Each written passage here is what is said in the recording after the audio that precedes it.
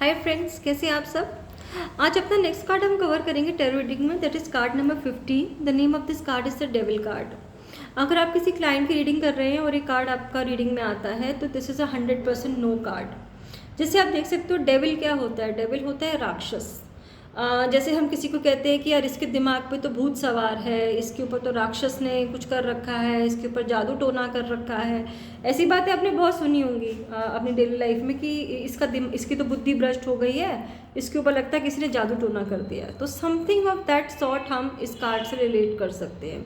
Basically अगर आपके पास कोई क्लाइंट आ रहा है और वो किसी लव रिलेशनशिप में है और उसकी रीडिंग में ये कार्ड आता है तो 100% इसका मतलब ये है कि वो उस आदमी के इन्फ्लुएंस में है और गलत आदमी के इन्फ्लुएंस में है। बिकॉज आपको क्लाइंट को ये समझाना है कि लोग आपका जो ये रिलेशनशिप जिसके साथ चल रहा है वो सिर्फ एक फिजिकल अट्रैक्शन का रिलेशनशिप है।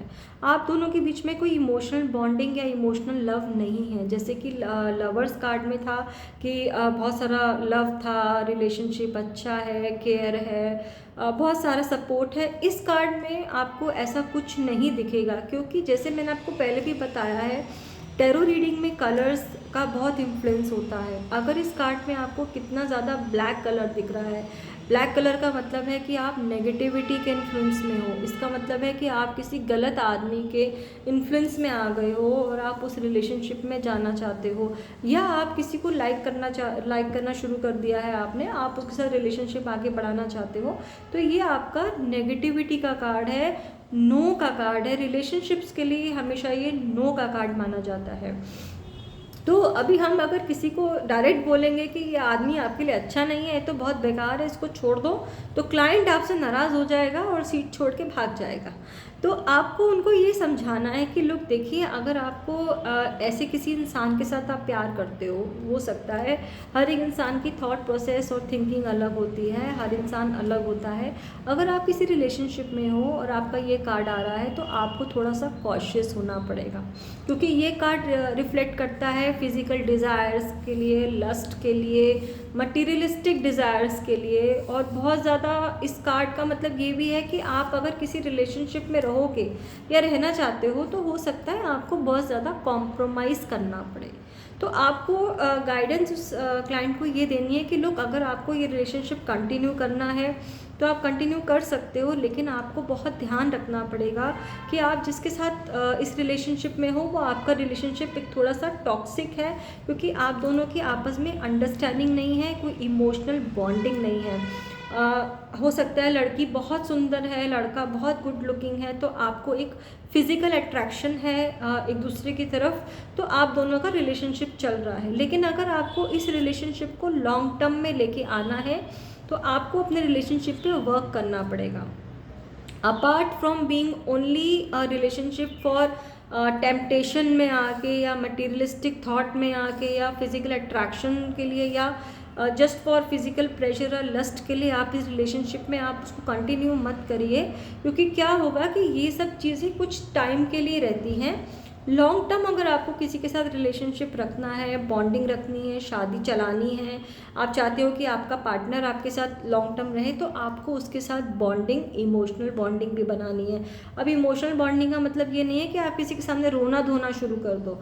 इमोशनल बॉन्डिंग का मतलब ये है कि आप एक दूसरे को टाइम दो, try to understand each other, try to understand each other feelings. आपको ये समझना है कि सिर्फ मटीरियलिस्टिक होके या फिज़िकल होके आपका रिलेशनशिप नहीं लास्ट करेगा।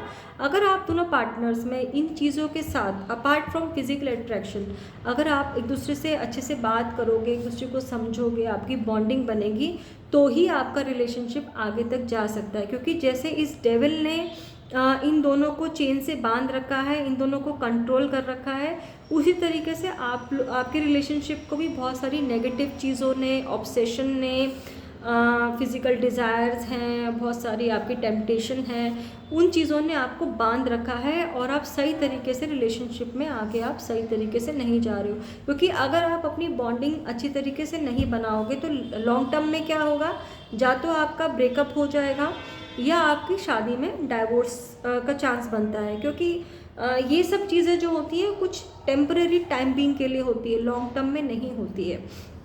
एक प्यार के लिए एक रिलेशनशिप के लिए बहुत ज़्यादा ज़रूरी है कि दो पार्टनर्स में आपस में अंडरस्टैंडिंग हो, तभी आपका लॉन्ग टर्म आपका जो रिलेशनशिप है आगे लास्ट कर सकता है।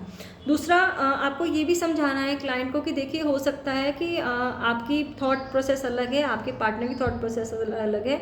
हो सकता है आप दोनों एक दूसरे को लाइक भी करते हो, फिजिकल अट्रैक्शन भी है, सब कुछ है, तो आपको हो सकता है कॉम्प्रोमाइज़ भी करना पड़े। तो ये कार्ड कॉम्प्रोमाइज़ का है, लेकिन आपको इस रिलेशनशिप में जाने से पहले या आप उस रिलेशनशिप में अगर ऑलरेडी हो तो आप प्लीज़ सोच समझ के जाना या सोच समझ के आगे बढ़ना, क्योंकि आने वाले टाइम में हो सकता है आपको बहुत कॉम्प्रोमाइज़ करना पड़े, आप सफोकेटेड फील करो और आपको लगे कि नहीं यार, अब तो मैं इतना ज़्यादा नहीं कर सकती हूँ, ये तो बहुत ज़्यादा डिमांडिंग रिलेशनशिप है, मुझसे तो इतना हो नहीं पा रहा है। और एंड में पता चले आप को ये सब चीज़ें सोच सोच के आप डिप्रेशन में चले जाओ या आप बीमार हो जाओ, तो ऐसी कोई प्रॉब्लम आपको बाद में फेस ना करना पड़े, इसलिए you have to be very very cautious.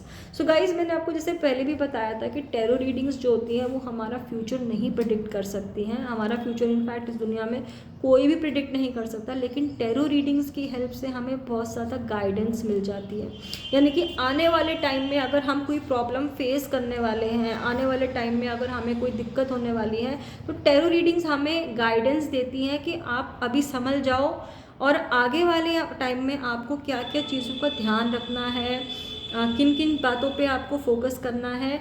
आप इन चीज़ों को अगर आप फॉलो करोगे तो आपको आने वाले टाइम में बहुत सारी प्रॉब्लम से आप हो सकता है कि आपको सपोर्ट मिले और बहुत सारी प्रॉब्लम्स आपकी आने से पहले ही टल जाए।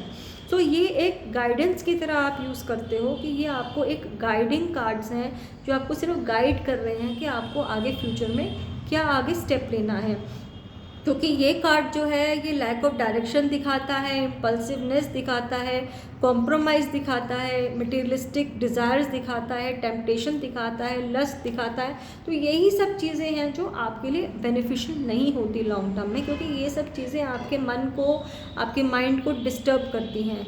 तो इस रीडिंग से आप क्लाइंट को गाइड कर सकते हो कि लुक, आपको इन सब चीज़ों पे थोड़ा ध्यान देकर ही आगे बढ़ना है।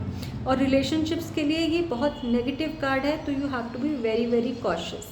सो गाइज, आई होप मैंने आपको अच्छे से एक्सप्लेन किया है। स्टिल अगर आपको कोई डाउट या क्वेरी है तो आप मुझे कमेंट सेक्शन में डेफिनेटली पूछ सकते हैं।